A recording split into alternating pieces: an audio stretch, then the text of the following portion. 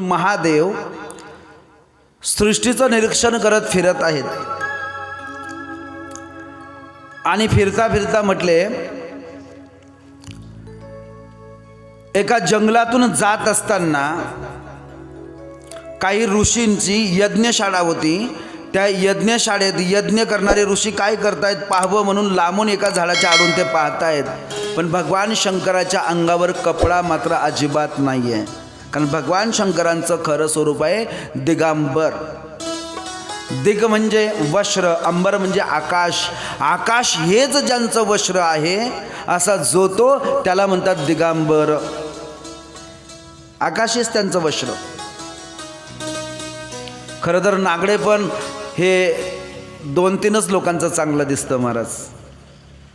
नागवं पण आईच्या कुशीत निजलेल्या लहान बाळाचं नागडं पण छान दिसतं. नागडं पण तपश्चर्या करून ज्याचं शरीर कुंदन झालेलं आहे अशा एखाद्या तपस्वीचं साधूचं चांगलं दिसतं. आणि नागवं पण देवाचं. बाकीच्यांचं नागवं पण विकारास कारणीभूत आहे. अंगावर कपडा नाही आहे. आणि ऋषी सकाळचं आपलं यज्ञकर्म उरकून यज्ञाच्या समिधा आणण्यासाठी बाहेर गेलेले आहेत. आणि त्या ऋषींच्या ज्या ऋषीपत्न्या आहेत त्या ऋषीपत्न्या यज्ञशाळेमध्ये स्वच्छता करतायत. मग त्या यज्ञशाळेतील हवनकुंडांना लिंपणे, तिथे जमलेले आजूबाजूला पडलेली हव्य सामुग्री ती जमा करणे, साहित्य जोडवणे चाललेलं आहे त्यांचं काम. त्या साहित्याची जुळवाजुळव करण्यासाठी ऋषी बाहेर गेलेले आहेत. यज्ञशाळेमध्ये स्वच्छता करण्याचं काम करणाऱ्या त्या ऋषीपत्न्या लांबून झाडाच्या आडून आपल्याला कोणीतरी पाहता येईल. त्या ऋषीपत्नींचं लक्ष गेलं या दिगंबर असणाऱ्या भोलेबाबांकडे. आणि तिकडे लक्ष गेल्याच्या नंतर सज्जनांनो त्या स्त्रियांच्या मनामध्ये विकार निर्माण व्हायला लागला. हीच कथा स्कंद पुराणाची बरं का. मला वाटतं इथून पुढे एक काटा नावाचं गाव आहे वाशिमकडे. त्याच्यावरती जर तुम्ही गेलो तर तिकडे एक लिंगायत समाज आहे बघा, लिंगायत वाणी आहे की नाही. ते लिंग पुराणाची उपासना करतात. त्याच्यामध्ये सुद्धा छान कथा आलेली आहे. हेच जे मी सांगतोय. त्या स्त्रियांच्या मनामध्ये विकार निर्माण झाला आणि त्यांचं ते विकारी शरीर, नको ते हावभाव समिधा घेऊन येणाऱ्या ऋषींनी पाहिलं. आणि हे असं काय त्या ठिकाणी करतायत म्हटले. यांच्याकडे पाहिल्याच्या नंतर यांच्यातली सात्विकता दिसत नाही आहेत. असलेला हावभाव हे करतायत.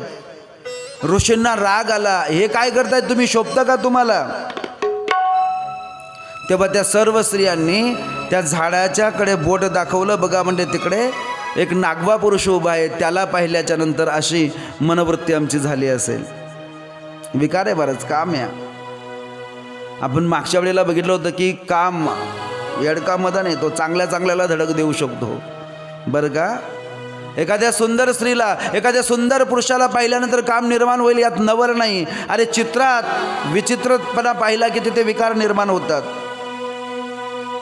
आमची काही चूक नाही म्हटले स्वामी. आणि त्या नागव्या पुरुषाला या ऋषींनी पाहिल्याच्या नंतर यज्ञशाळेमध्ये एक तलवार असते. ती तलवार घेतली.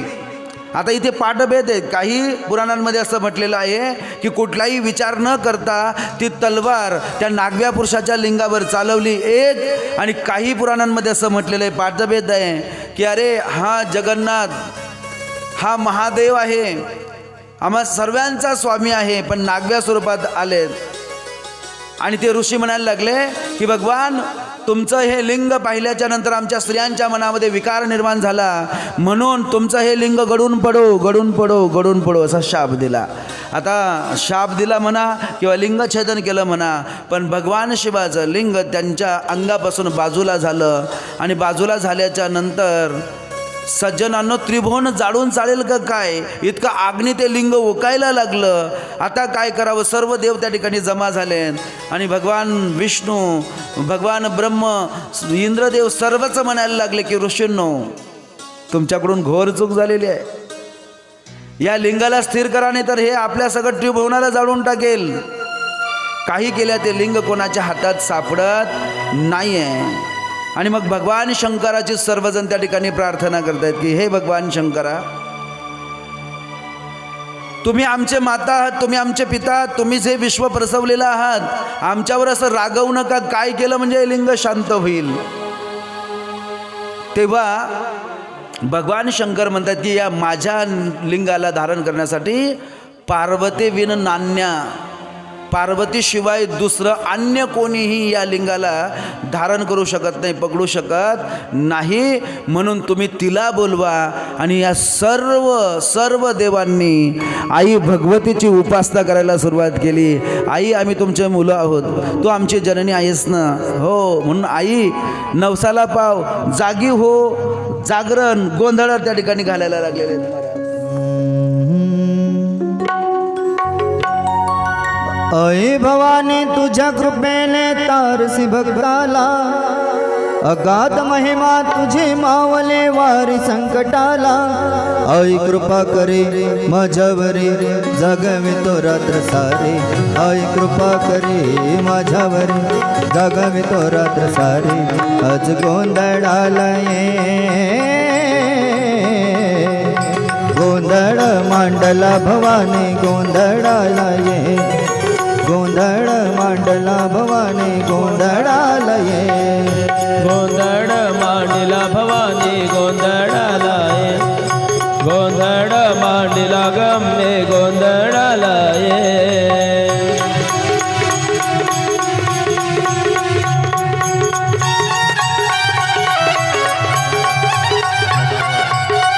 तबल्याला आवाज द्या, तबल्याला आवाज द्या, तबल्याला आवाज द्या, तबल्याला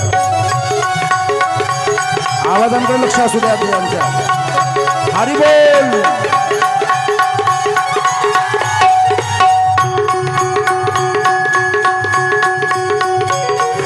गळ्यात घालून कवळ्याची माळ, पायात बांधले चाळ, हातात परडे तुला गावडी, वाजवे तो संबळा. उधा उधा उधा उधा उधा उधा. गळ्यात घालून कवळ्याची माळ, पायात बांधणी चाळ, हातात परडे तुला गावडी, वाजवे तो संबळ. जग जग जाता लेटून आले तूच जगन्माता, भक्ती ताटून येते आई नाव तुझे घेता. आई कृपा करी माझ्यावरी, जागवितो रात्र सारे. आई कृपा करी माझ्यावरी, जागवितो रात्र सारे. आज गोंधळाला ये,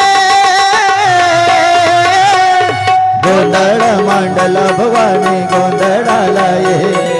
गोंधळ मांडला भवानी, गोंधळाला ये. उदा उदा उदा उदा उदा उदा.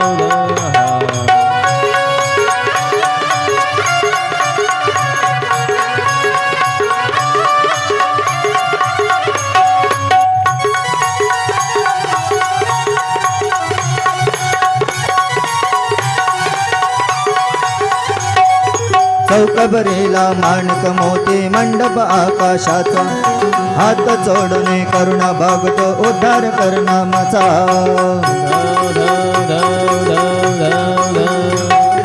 चौकबरीला माणक मोती, मंडप आकाशाचा, हात जोडणे करुणा भागतो, उद्धार करना माझा. अधर्म निर्दाळुनी धर्म हा आई चोत रक्षिला, महिषासुर मर्दिनी पुन्हा दैत्य जय माताला. अजमवरी संकट भारी, धावत ये लवकरी. अजमवरी संकट भारी, धावत ये लवकरी. आज गोंधळाला ये, गोंधळ मांडला भवानी, गोंधळाला ये. गोंधळ मांडला गम्मे, गोंधळाला ये. उदा उदा उदा उदा उदा उदा. बजाव.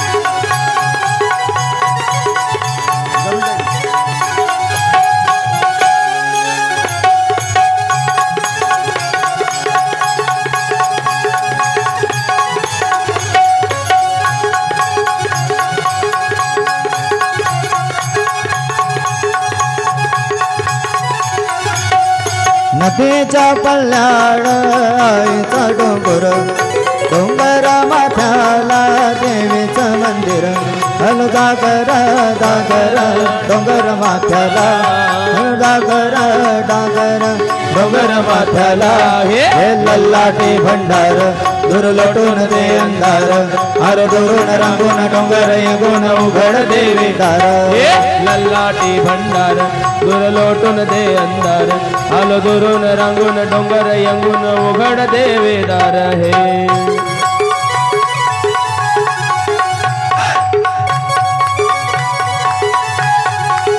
आपकी भी ताली बजनी चाहिए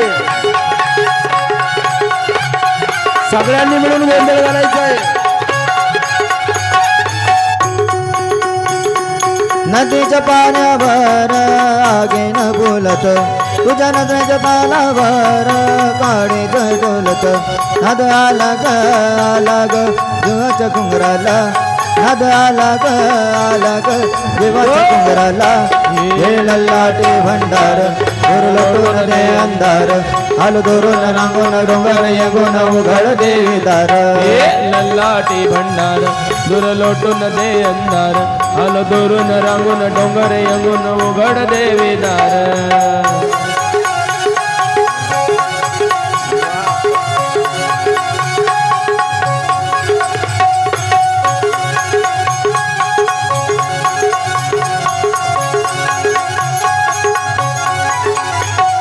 डोळ भरून तुझा रूप मी पाहेन मूर्त पाहेन तुझा महिमा गायन तुला घुगर वाहेन तुझा भंडार खाईन दृष्ट लागणे हळदीच्या अंगाला दृष्ट लागणे हळदीच्या अंगाला हे लल्लाटे भंडार दुरून दे अंधार आलो दुरून रांगून डोंगर येगून उघड देवीदार लल्लाटी भंडार दूर लोटून दे अंधार आलो दुरून रांगून डोंगर यंगून उघड देवीदार यल्लम्मा देवीचा सागर यो भक्तीचा सागर निवदाची भाकरी दावती जमल्या गले कर पुनवाच चांदवा देवीचा मायेचा पाझर आई तुझा मायेचा पाझर जागर यो भक्तीचा घागर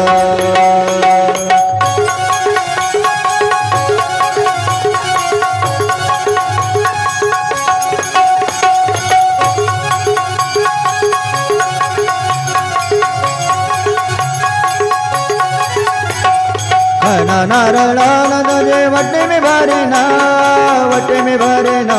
तुझे सेवा करेना तुझा देवारा भरेना माझे वजळ भरेना आई सांभाळ कुशीतल कराला आई सांभाळ कुशीतल कराला लल्लाटी भंडार दूर लोटून दे अंधार आलो दुरून रांगून डोंगर यंगून उघड देवीदार लल्लाटी भंडार दूर लोटून दे अंधार आलो दुरून रांगून डोंगर यंगून उघड देवीदार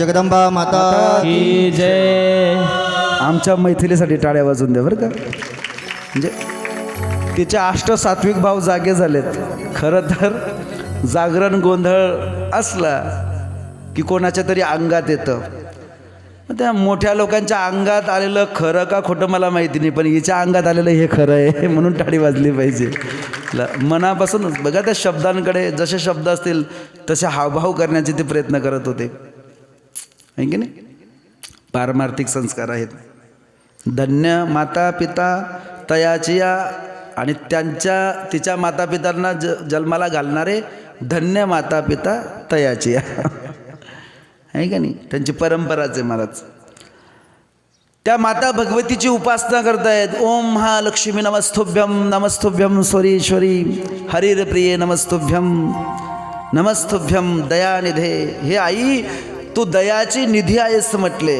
दयेचा तू आगर आहेस. आणि क्षमा कर, या लिंगाला धारण करण्यासाठी, या लिंगाला स्थिर करण्यासाठी हे मा पार्वती तू प्रगट हो. आणि सज्जनांनो, भक्तांनी आभास दिल्याच्या नंतर देवी त्या ठिकाणी प्रगट झाली. आणि त्या लिंगाला सर्व देवांच्या सांगण्यावरून स्थिर केलं पाहिजे, थांबवलं पाहिजे. त्याला हात लावण्याची कोणाचीही पात्रता नव्हती. पण त्या अमोघ अशा शिवलिंगाला माता पार्वतीने आपल्या करकमलांनी धरलं म्हटले. आता बघा, खरं तर ज्यांना पुरेपूर पुराणांची माहिती नाही, शास्त्राची माहिती नाही, असे लोक तोंड सुख घेतात की भगवान शिवाचं लिंग म्हणजे माता पार्वतीचा प्रायव्हेट पार्ट, भगवान शिवाचा प्रायव्हेट पार्ट. नाही सज्जनांनो, खाली जी पीठिका आहे ती पीठिका म्हटले माता पार्वतीचे हात आहेत. ते हातामध्ये ते लिंग घेतल्याच्या नंतर ते स्थिर झालं. आणि स्थिर झाल्याच्या नंतर खरं सांगू, ते अतिशय माता पार्वतीच्या हातामध्ये सुंदर दिसायला लागलं. लिंग त्या हातामध्ये सुंदर दिसायला लागलं. आणि त्या लिंगाचे सौंदर्य पाहिल्याच्या नंतर ऋषी आणि सगळेच देव म्हणायला लागले की भगवान, हे लिंग माता पार्वतीच्या हातामध्ये किती सुंदर दिसतं. म्हटले, तुमच्या ह्या अगडबंब देहाला पाहिल्याच्या नंतर, तुमच्या तांडव नृत्याला त्या ठिकाणी पाहिल्याच्या नंतर सर्वजण घाबरतात. पण हे लिंग किती छान दिसतं, किती चांगलं होईल. हेच स्वरूप आमच्या पूजेसाठी कायमचं या पृथ्वीवर राहिलं तर. म्हणजे तुमची अशी इच्छा आहे का? भक्तांनो, तथास्तु. आजपासून याच लिंग रूपात मी पूजला जाईल. आणि असा आशीर्वाद दिला. त्या दिवसापासून लिंग पूजेच्या प्रथेला प्रारंभ झाला महाराज. आणि त्या माता पार्वतीच्या हातातल्या लिंगाला पाहून एक लिंग बनवण्यात आलं. ते जगातलं पहिलं शिवलिंग, त्याचं नाव ठेवण्यात आलं. बोले हटकेश्वर महादेव भगवान की जय. हटकेश्वर म्हणून त्याचं नाव ठेवण्यात आलं. लिंग पुराणाच्या माध्यमातून, स्कंद पुराणाच्या माध्यमातून जगातील पहिलं लिंग असं असेल अशी कल्पना त्या ठिकाणी निर्माण झाली म्हटले. मग चला, खरं तर लिंग ह्या शब्दाचा अर्थ होतो, लिंग म्हणजे सिम्बॉल. लिंग म्हणजे काय? एक संकेत चिन्ह. व्याकरणाच्या दृष्टीने लिंगाचे प्रकार वेगळे आहे की नाही. एक विशिष्ट प्रकारचं समूहदर्शक, पुरलिंग, स्त्रीलिंग, नपुंसकलिंग. आपल्याला इथे पार्थिव लिंग बघायचं. पार्थिव लिंग म्हणजे काय? जे दगडापासून, म्हणजे मातीपासून अथवा एखाद्या धातूपासून जे लिंग बनतं त्याला पार्थिव लिंग म्हणतात. बघा, लिंगांचे प्रकार इतके कधी तुम्ही ऐकलेले नसतील. पार्थिव लिंग. याच्यात अजून एक फरक आहे. लिंग वेगळं, बरं का, नीट आहे का? लिंग वेगळं, शिवलिंग वेगळं आणि ज्योतिर्लिंग वेगळं. लिंग सिम्बॉल. ज्याला मिशी आहे तो पुरुष. काय बोललो मी? ज्याला मिशी आहे तो, ज्याला मिशी आहे तो. धन्यवाद बाकीच्यांना. बरेच लोक आता मिशी शी.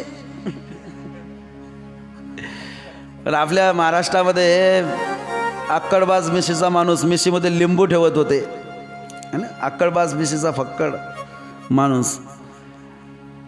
एखाद्याला मिशी नाही, ते स्त्री सिम्बॉल आहेत. मिशी सिम्बॉल, त्याला लिंग म्हणतात, संकेत. पण सज्जनांनो, शिवलिंग, शिवाच्या विशिष्ट प्रकारच्या अवयवाला लिंग त्या ठिकाणी म्हणतात, म्हणून ते शिवलिंग. मग आता या शिवलिंगाचे सुद्धा प्रकार आहेत दोन.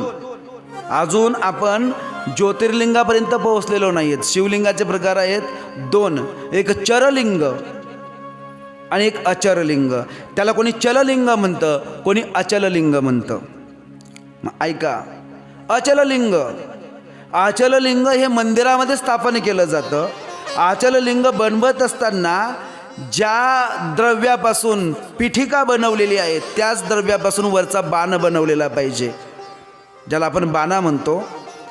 तो बाणा आणि खालची पिठिका ही एकाच दगडापासून त्या ठिकाणी बनलेली पाहिजे. नाहीतर मग दगडाची पिठिका आणि वरती चांदीचा बाण चालणार नाही. याला अचल लिंग नाही म्हणत महाराज. आणि ते मंदिरात तसं ठेवलं जात नाही. अचल लिंग हे अखंड त्या ठिकाणी लिंग असतं. आणि ते किती असावं तर सोजी महाराज छान सांगतायत. निर्माण करणाऱ्याने लिंगाची उंची 12 बोटं करायची आहे. पिठिकाच्या वरून 12 बोटं अशी 8 अशी बोटं ठेवत जायची. लिंगाची उंची 12 बोटं किंवा त्यापेक्षा उंच चालेल. पण मंदिरात स्थापन करण्यात येणाऱ्या लिंगाच्या बाणाची उंची 12 बोटापेक्षा कमी नसू नये, कमी असू नये. ते 12 बोटं उंच असावं. मग त्याची रुंदी ही 12 बोटच त्या ठिकाणी असावी. लांबी मात्र दक्षिणेच्या पिठिकेकडून तर उत्तरेकडे जे पाणी खाली पडत असतं, वेदिका उत्तरेकडे जे पाणी पडतं त्या या जागेला काय म्हणतात? आपण मागच्या वेळेस बोललो होतो. काय म्हणतात? शिवमहापुराण ऐकतात ना तुम्ही? मागचे लोक महादेवाच्या पिंडीवर इथे पाणी टाकलं की ते पाणी खाली पडतं आजूबाजूला पिठिकाच्या. आणि मग ते वाहत वाहत असं इकडे खाली येतं, उत्तरेकडे जातं. याच्यातून येतं. त्याला ह्या जागेला काय म्हणतात? अशोक सुंदरी इथे राहते, याला काय म्हणतात? मग काय ऐकतात तुम्ही शिवमहापुराणमध्ये? मी असंच परत परत विचारत होतो. फक्त माझा हा शब्द आमच्या नेहाला समजेल, बाकीच्यांना समजतो का नाही समजतो. एक खेड्यातले बाई मला म्हणाली, महाराज त्याला लांगी म्हणतात म्हणे. लांगी? हो ताई, तुका कांद्याच्या वाफ्यात पाणी घाली राहिली. म्हणजे एखाद्या वाफ्याला पाणी द्यायचं असेल ज्याच्यातून पाणी जातं, तुमच्याकडे काय म्हणतात त्याला? दांड म्हणतात का? दांड आहे म्हणे तो. नाही, त्याला सोमसूत्र म्हणतात महाराज. त्याला काय म्हणतात? आमच्याकडे त्याला लांगी म्हणतात, आहे की नाही? ऐराणीमध्ये दांड, लांगी, सरी, चारी. खरं तर त्याला सोमसूत्र म्हणतात. शिवमहापुराणामध्ये श्लोक आहे ना, अर्ध प्रदक्षिणा मित्यर्थम सोमसूत्र न लंगयत. भगवान शंकराला अर्ध प्रदक्षिणा का मारायची असते म्हटले तर ते सोमसूत्र ओलांडायचं नसतं म्हणून अर्ध प्रदक्षिणा. एका शिवमहापुराणमध्ये सुजितजी महाराज मी बघितलं की ते लोक आरती झाल्याच्या नंतर पूर्ण प्रदक्षिणा करत नाहीत, अर्धच प्रदक्षिणा मारतात. आता त्यांचा भाव हे ठीक आहे, पण आरतीच्या नंतरची प्रदक्षिणा अर्ध मारण्याची गरज नाही, ती पूर्णच मारायला पाहिजे. कारण की मी ह्या विषयाचा सविस्तर अभ्यास केलेला आहे. भगवान शंकराला अर्ध प्रदक्षिणा आवडते, पण ती कुठे? शिवलिंगाच्या समोर शिवाच्या पिंडीला पूर्ण प्रदक्षिणा मारू नये. कारण की सोमसूत्रातून वाहणारं पाणी आपल्या दोघी पायांच्या मध्ये मूलाधार चक्राच्या खाली जो धनंजय नावाचा वायू असतो तो स्थिर त्या ठिकाणी असतो. 10वा प्राण आहे तो जर हल्ला तर शरीरामध्ये रोग पसरतात. मग आता लांगी, चारी पाणी ओलांडत असताना आपण अशी टुनुक कसून उडी मारणार आहेत का? नाही, असे पाय टाकणार ना. मग दोघी पायांच्या मध्ये ते पाणी आल्याच्या नंतर इथे धनंजय नावाचा वायू असतो, तो वायू हलायला नको म्हणून सोमसूत्र न लंगेत. जरा विज्ञानाच्या दृष्टीने पण बघा तुम्ही. पण मला सांगा, आरती झाल्याच्या नंतर, भगवान शिवाची आरती झाल्याच्या नंतर इथे तुम्हाला समर्पण करायचं आहे म्हणून पूर्ण प्रदक्षिणा पाहिजे. इथे कुठली लांगी ओलांडले जाणार आहे? भक्ती असावी, श्रद्धा असावी, पण ती अंधश्रद्धा नसावी. भलताच काही घेऊन फिरतात लोक डायरेक्ट, आहे की नाही? अर्धच प्रदक्षिणा शिवकथेला मारायला पाहिजे, हे चुकीचं आहे. शिवाला अर्ध प्रदक्षिणा मारायला पाहिजे, आरतीच्या संदर्भात नाही. चला, त्याला सोमसूत्र म्हणतात. मग दक्षिणेच्या पिठिकेपासून तर या सोमसूत्रेच्या इकडच्या शेवटच्या टोकापर्यंत लांबी त्या पिंडाची, त्या अचल पिंडाची 25 बोटं आली पाहिजे म्हटले. किती बोटं पाहिजे? आमच्या जळगावमध्ये, आमच्या परिसरात जेवढी काही शिवलिंगची स्थापना केली गेली, मला आनंद आहे की बऱ्याच वेळी मला बोलवण्यात आलं की महाराज ते लिंग कसं असावं, तुम्ही सांगितलेले त्याची लांबी रुंदी कशी असावी, आणि मग तशा प्रकारची लिंग आम्ही मागवलेत.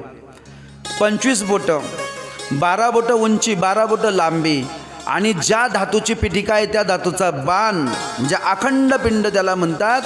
हे झालं अचल लिंग. आणि चललिंग हे पण पूजनीय आहे. पण सज्जनांनो, चललिंग हे घरात पूजलं जातं. तांब्या पितळाची पिठिका, त्याच्यावर एखादा शाळीग्राम ठेवलेला आहे की झाला महादेव. म्हणजे वेगळ्या पदार्थापासून बाण, वेगळ्या पदार्थापासून पिठिका, याला चललिंग त्या ठिकाणी म्हणतात. बरेच लिंगायत समाजाचे लोक बघा, त्यांच्या गळ्यामध्ये एक लिंग असतं महाराज. बघितले तुम्ही? गळ्यामध्ये चांदीचं एक पेटी असते. पेटी म्हणजेच पिठिका आणि त्याच्यामध्ये फक्त एक बाणा ठेवलेला असतो, शालिग्रामचा दगडाचा बाणा. ते लिंग म्हणजे ह्या लिंगाला चललिंग म्हणतात. ते प्रवासात नेता येतं, घरात त्या ठिकाणी ठेवता येतं, इकडच्या तिकडे हलवता येतं, म्हणून त्याला चललिंग म्हणतात. मंदिरातलं लिंग हे कुठेच त्या ठिकाणी हलवता येत नाही, म्हणून त्याला अचल लिंग म्हणतात. त्याला हलवायचं असेल तर सगळी पूजा व्यवस्थित त्या ठिकाणी करावी लागते आणि पुन्हा स्थापन करायची असेल तर पुन्हा प्राणप्रतिष्ठा करावी लागते. हा अचल लिंगातला त्या ठिकाणी फरक आहे. अजून याच्यात एक उपप्रकार आहे. याच्यामध्ये अव्यक्तलिंग वेगळं, व्यक्तलिंग वेगळं आणि अव्यक्तलिंग वेगळं. 3 प्रकार याच्यात सुद्धा आहेत वेगळे. मग व्यक्तलिंग कुठलं आणि अव्यक्तलिंग कुठलं? अव्यक्तलिंग म्हणजे महादेवाची मूर्ती. महादेव आहेत पण समोर त्यांची पिंड नाही आहे. ह्या मूर्तीस अव्यक्त त्या ठिकाणी व्यक्त लिंग म्हणतात. म्हणजे जे डोळ्यांनी दिसतंय सगुण स्वरूप. अव्यक्त लिंग फक्त महादेवाची पिंड, महादेवच आहेत, त्यांच्या आजूबाजूला काही त्या ठिकाणी उमटवलेलं दिसत नाही बरं का. हे अव्यक्त लिंग. आणि अव्यक्त लिंग म्हणजे काय? महादेवाचं लिंग आहे पण त्या लिंगाला पुढे तोंड दाखवलेलं आहे, कुठे 4 तोंड दाखवलेले आहेत, कुठे 5 तोंड दाखवलेले आहेत, कुठे 3 तोंड दाखवलेले आहेत. या लिंगास अव्यक्त लिंग म्हणतात. आणि या भारतामध्ये अव्यक्त लिंग असे पुष्कळ आहेत.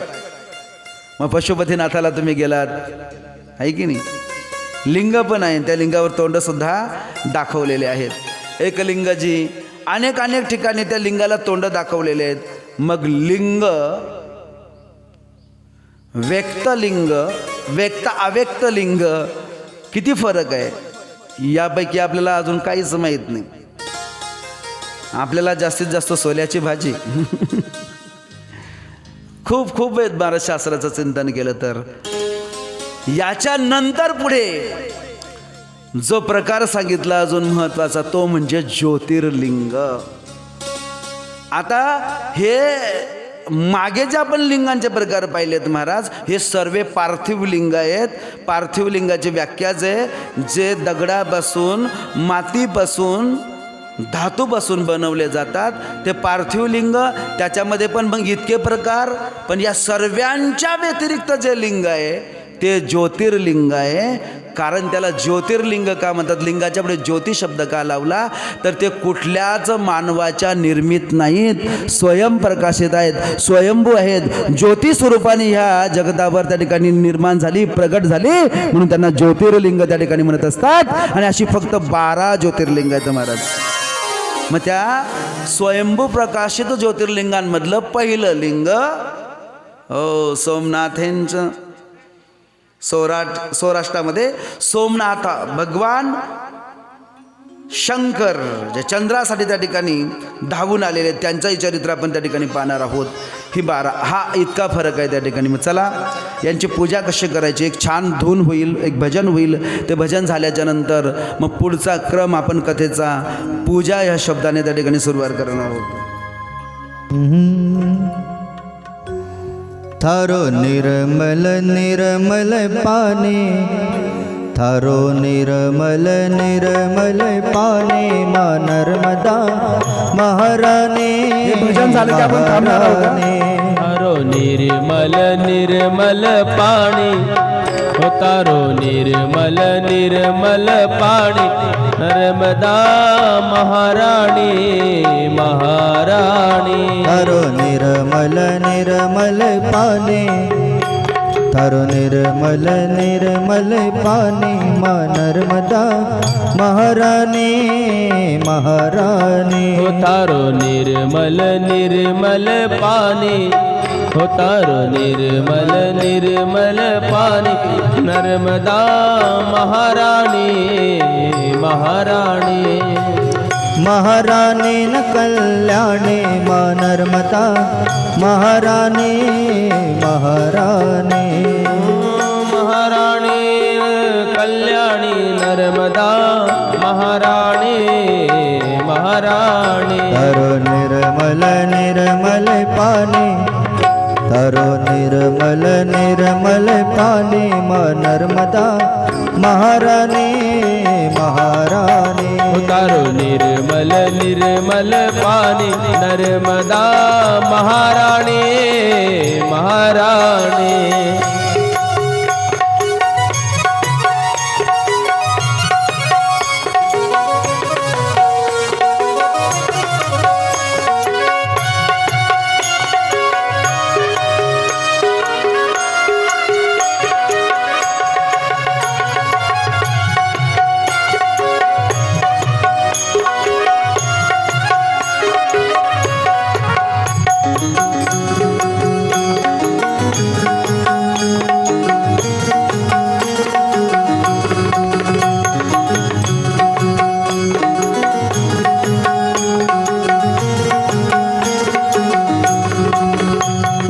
माय थारा निरमा ब्रह्मा जे नहाया माय तारो निर्मा ब्रह्मा जे आए ब्रह्मा जे नहाया मैया डुबके लगाया. ओ ब्रह्मा जे नहाए मैया डुबके लगा हरे पूजा करे हो ब्रह्माणे हरे पूजा करे हो ब्रह्माणे मा नर्मदा महाराणी महाराणी. तारो निर्मल निर्मल पानी नर्मदा महाराणी महाराणी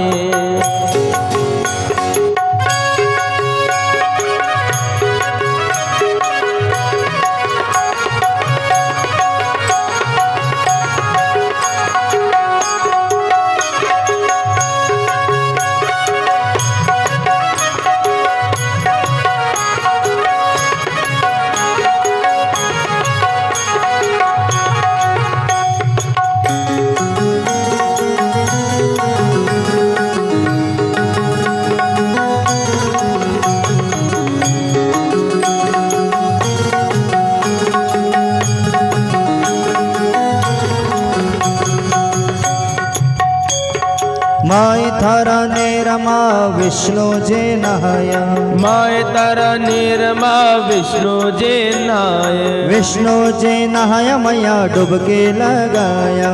विष्णु जे नहाया मैया डुबके हरि लगाया सेवा करे हो लक्ष्मी रानी थारी सेवा करे हो लक्ष्मी रानी मा नर्मदा महाराणी महाराणी. हो तारो निर्मल निर्मल पानी नर्मदा महाराणी महाराणी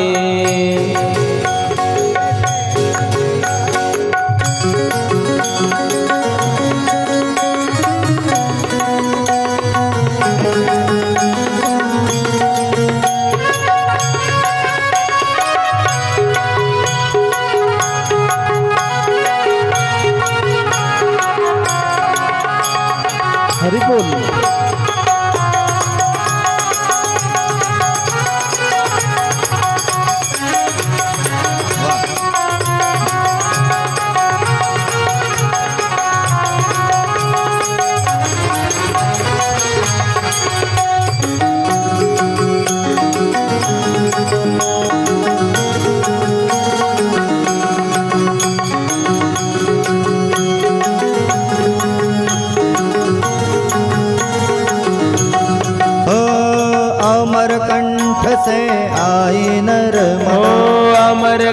घाट से आई नर्मदा, घाटन घाट पुजाई नर्मदा, घाटन घाट पुजाई तो नर्मदा। सागर जाय न समाने, तो सागर जाय न समाने, माँ नर्मदा महारानी महारानी। हो थारो निर्मल निर्मल पानी नर्मदा महारानी महारानी।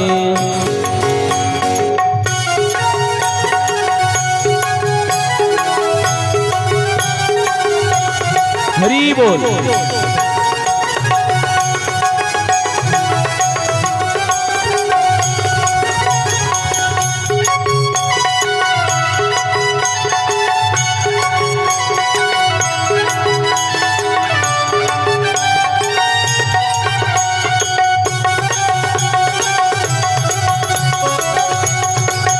क्या बात है।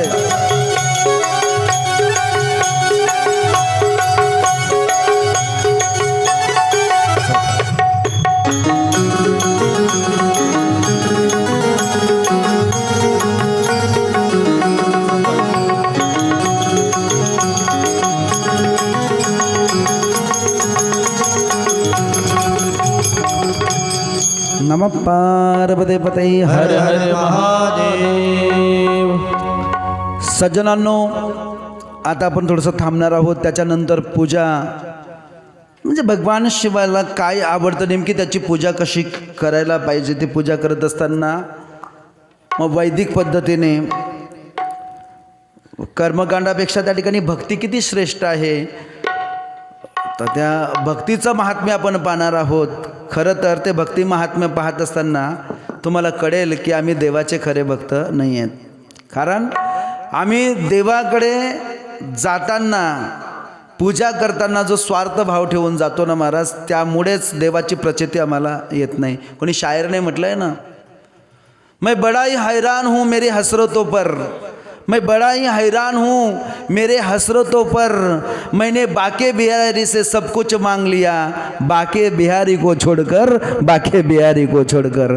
देवाला सोडून आपण सर्व काही त्या ठिकाणी मागून घेतलेलं आहे, म्हणून आपण भक्त नाही आहेत. त्याची पूजा करत असताना आपण भक्त शोभलो पाहिजे. ब्रेक के बाद थोडा वेळ कोणाला उठायचं असेल, पाणी प्यायचं असेल तर बस एक 5-7-10 मिनटं आपण जास्तीत जास्त थांबणार आहोत. पुन्हा कथेला प्रारंभ. तोपर्यंत नमः पार्वती पते हर हर महादेव.